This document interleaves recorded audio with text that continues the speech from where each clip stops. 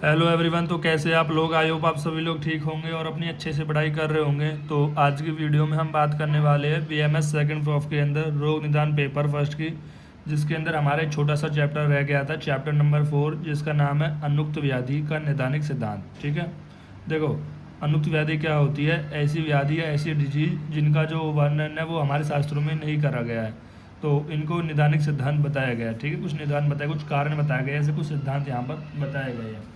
देखो देखो हम यहाँ पर समझते हैं अनुक्त क्या होता है। अगर अनुक्त को देखें तो वो दो शब्दों से मिलकर बना होता है।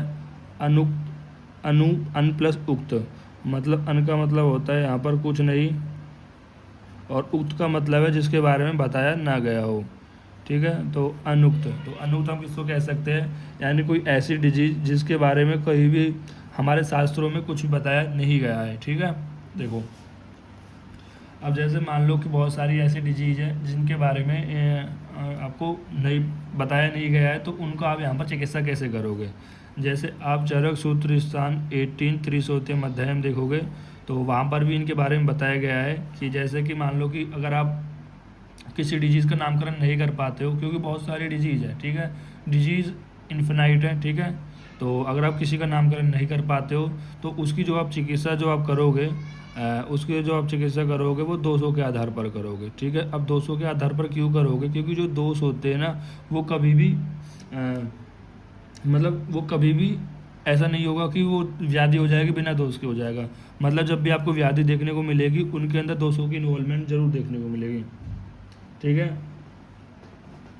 तो याद रखना कि जो व्याधि है वो बिना दोष के नहीं हो सकती है, इसलिए हमेशा आपको जो चिकित्सा करनी है वो दोषों के आधार पर करनी है। दोषों के आधार पर इन द सेंस कि आपको व्याधि के अंदर ये पता लगाना है कि उस व्याधि के अंदर वो वातज है, पित्तज है, कफज है, द्वंद्वज है, सन्निपातज है। ठीक है, इनके आधार पर भी आप चिकित्सा कर सकते हो। ठीक, अब देखो अभी जो व्याधि मैंने आपको बताई ये इतनी सारी क्यों होती है? भाई जो व्याधि है मैं पहले भी आपको बता चुका था कई कई वीडियोस के अंदर कि व्याधि दोषों के आधार पर, निदानों के आधार पर, प्रकृति के आधार पर, स्थान के आधार पर। तो ये कह रहा है ऐसे जो व्याधि के जो भेद होते हैं वो बहुत सारे होते हैं। ठीक है, दो ये यहाँ पर बताया गया है। तो यही चैप्टर के अंदर हमें पढ़ना है कि जो अनुक्त जो व्याधि है उनका जो वर्णन शास्त्रों में नहीं किया गया है, उनकी चिकित्सा आप दोषों के आधार पर कर सकते हो, या फिर आप उनकी चिकित्सा प्रकृति के आधार पर भी कर सकते हो। तीन चीज़ आएगी इसमें, त्रिविध संबंधी करके कुछ। ठीक है, देखो यहाँ पर एक टर्म आएगा त्रिविध बोध्य है। ठीक है, त्रिविध बोध्य, त्रिविध बोध्य करके आएगा, जिसमें हम क्या पढ़ेंगे? पैन, यानी प्रकृति के आधार पर, अधिष्ठान के आधार पर और निदान के आधार पर, इनके आधार पर भी हम यहाँ पर क्या करेंगे? चिकित्सा करेंगे। जैसे कि अगर आप मान लो क्लिनिक भी खोलते हो तो क्लिनिक में बहुत सारी डिजीज़ है जिनको आप पता नहीं कर पाते वो कैसे डिजीज़ हो सकती है, तो आप उनके सिम्टम्स के आधार पर, प्री सिम्टम्स के आधार पर कोई ना कोई एक डायग्नोसिस बनाते हो, उसके आधार पर ट्रीटमेंट कर देते हो। उसी तरह से मैं आयुर्वेद के अंदर भी क्या करना है? दोष के आधार पर वो डिजीज़ कौन से स्थान पर है, उसका क्या कारण है, और जो रोग की प्रकृति क्या है। ठीक है, उनके आधार पर हम क्या करते हैं? कहीं ना कहीं चिकित्सा कर देते हैं। ठीक है, तो यही बताया आचार्य चरक ने अनुक्त व्याधि का नैदानिक सिद्धांत। मतलब ऐसे व्याधि जिनका शास्त्रों में वर्णन नहीं है उनका आप कैसे एक तरीके से चिकित्सा कर सकते हो, कैसे निदानिक सिद्धांत कर सकते हो। अनुक्त व्याधि यानी कुछ नहीं, जिनका वर्णन नहीं किया गया ऐसी व्याधियों का, अर्थात जिस व्याधि के बारे में शास्त्रों में कुछ नहीं कहा गया हो उसे अनुक्त व्याधि कहते हैं। ठीक है, आचार्य भाई देखो पहले आचार्य ने बता दिया गया है कि जो व्याधियाँ होती है वो इन्फिनाइट होती है, बहुत ज़्यादा नंबर में होती है, असंख्यक होती है।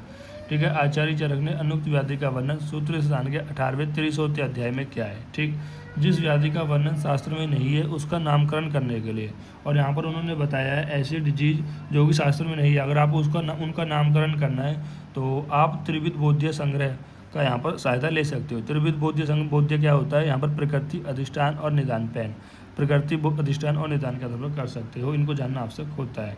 त्रिविध रोग संग्रह रोग की प्रकृति को विकृति, लक्षण, नामकरण आदि संपूर्ण ज्ञान के लिए आवश्यक होता है।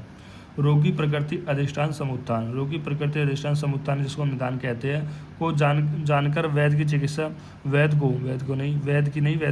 को चिकित्सा प्रारंभ करनी चाहिए। जो वैद्य रोगों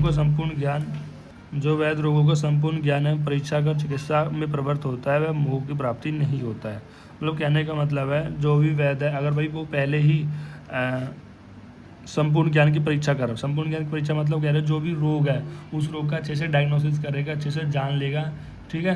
देन उसके बाद अगर वो चिकित्सा करता है तो उसे कोई भी कन्फ्यूजन नहीं देखने को मिलेगी। जैसे व्याधि साध्य है या असाध्य है, ये जान ले कि साध्य के अंदर भी सुख साध्य है, कृत साध्य है, ये जान ले। असाध्य के अंदर भी याप्य है या अनुक्रम है, ये जान ले। ठीक है। देन उसके बाद में हम पर है कि व्याधि वेदना पूर्ण निदान स्थल और लक्षण एवं नाम के भेदों से असंख्यक होती है। जैसे बताया गया है कि व्याधि असंख्यक क्यों है भाई, वेदना के आधार पर भाई तरह तरह की वेदना होती है। कोई सुई चुभन जैसी पीड़ा हो रही है, फाटने के समान पीड़ा हो रही है, कटने के समान पीड़ा हो रही है, प्रिकिंग जैसे बहुत सारे पेन होता है। वन नीला पीला काला, जैसे अलग डिजीज में अलग अलग रंग हो जाते हैं। जॉइंटिस हो रहा है तो कहीं ना कहीं आपका येलोइश कलर हो रहा है। एनीमिया हो रहा है तो केतकी के धूल के समान वर्ण हो रहा है।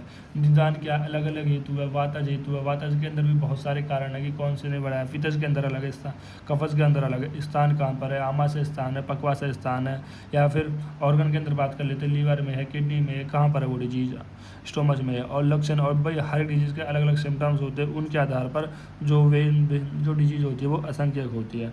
पर सभी की गणना करना और उसका लिखना असंभव है, इसलिए स्थूल रूप से चिकित्सा करने के लिए उसका संग्रह किया गया है।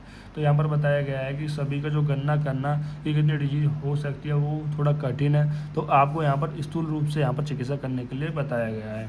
ठीक है। स्थूल रूप से चिकित्सा भाई की प्रकृति से और अधिष्ठान से और निदान से आप इस व्याधि का नाम कर सकते हो और दोषों के आधार पर आप चिकित्सा कर सकते हो। अनुक्त व्याधि का ज्ञान चरक विमान स्थान में वर्णित घटकों के द्रव्य द्वारा चरक सूत्र स्थान में त्रिविध बोधि संग्रह के आधार पर किया जाता है। और बताया गया है कि जो अनुक्त व्याधि का जो ज्ञान है वो चरक के विमान स्थान में वर्णित घटकों के द्वारा तथा चरक सूत्र स्थान में वर्णित त्रिविध बोधि संग्रह के आधार पर किया जाता है। यानी कि कहीं ना कहीं विमान स्थान की नॉलेज से भी और सूत्र स्थान की नॉलेज से भी आप इनको ज्ञान कर सकते हो, जिसके अनुक्त व्याधि के शास्त्र के अनुसार जानकर चिकित्सा का निदान किया जा सकता है। निदानिक सिद्धांत शास्त्रों में वर्णित व्याधियों का आधार भी वर्णित किया गया है और आचार्य चरक ने विमान स्थान में अनुक्त व्याधियों का वर्णन निम्न बिंदुओं का अंतर्गत किया गया है। जैसे कि आचार्य चरक ने बताया है जो अनुक्त व्याधि है उनका ज्ञान आप कैसे कर सकते हो। देखो यहाँ पर इनका ज्ञान आप आप्तोपदेश से कर सकते हो। आप्तोपदेश, अब ये चार हमारे चतुर्विध प्रमाण थे जो कि आचार्य चरक ने बताए थे कि प्रत्यक्ष हो गया, आप्तोपदेश हो गया और अनुमान हो गया और युक्ति हो गया। अब आप्तोपदेश क्या होता है। आप्तोपदेश मतलब वही कि जो भी शास्त्रों में जो लिखा हुआ है, ठीक है, या आप पुरुष के जो वचन है।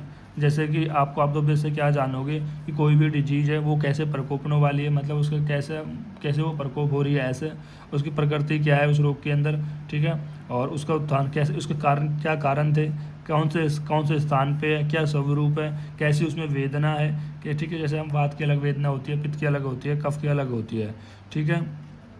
और ऐसे लक्षण जैसे हम इस स्थान से जान सकते हैं, कहीं ना कहीं अगर नाभि से ऊपर होगा तो उसमें वात पित्त का कफ और पित्त का इन्वॉल्वमेंट होगा, नाभि से नीचे होगा कहीं ना कहीं वात का इन्वॉल्वमेंट होगा।